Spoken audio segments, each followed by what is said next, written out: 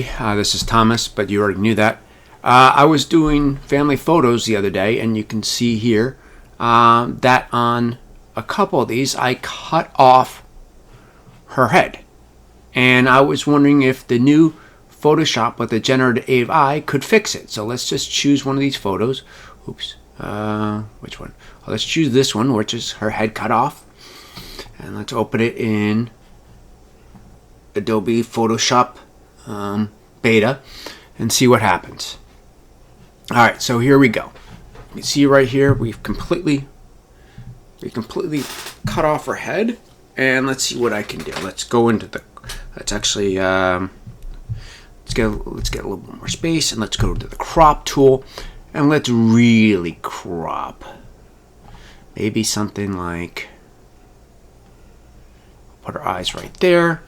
And then let's hit it, let's secure it, and let's do the marquee tool. Make sure we're going to do this. We're going to make sure we give it plenty of space.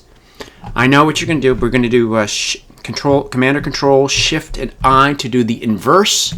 So we're just choosing this, and let's go over here to the Creative AI, and let's see what happens. Let's see how Photoshop does this.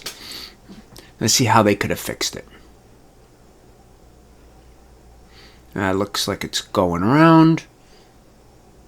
Well, I don't like that little wisp of hair, but let's choose over here. Let's come over here. Oh, I put a little braid in her hair. Oh, wow.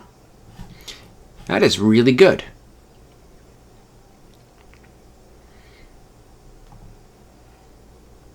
I'm not sure if she had a braid in her hair. We'll choose this one. And then the only thing I think that we need to do, let's secure this with Shift plus Shift plus E to flatten the image. And let's come over here and let's add I don't like the white is just not what, that little dot is just not.